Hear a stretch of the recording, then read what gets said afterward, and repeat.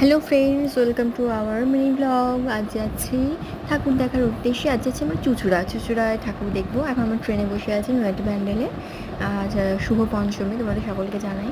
তো আমরা এখন হুগলিঘাট নেমে পড়েছি। এখন আমরা হেঁটে হেঁটে যাচ্ছি ঠাকুর দেখতে। ফার্স্ট আমাদের কারবালা পড়বে। এই দেখো, এটা হচ্ছে কারবালা মোড়ের পুজো। খুবই সুন্দর হয়েছে, ভেতরটা খুবই সুন্দর, ঠাকুর প্রতিমাটাও খুবই সুন্দর, হোয়াইটের মধ্যে করেছে। কাজগুলো অতি সূক্ষ্ম, খুবই ভালো। আর আগেকার দিনের সব জিনিস ওরা রাখার চেষ্টা করেছে। আর এটা আমরা চলে আসলাম বেগুনতলা বাগান, বেগুনতলা ক্লাব। এটা তো অসাধারণ করেছে।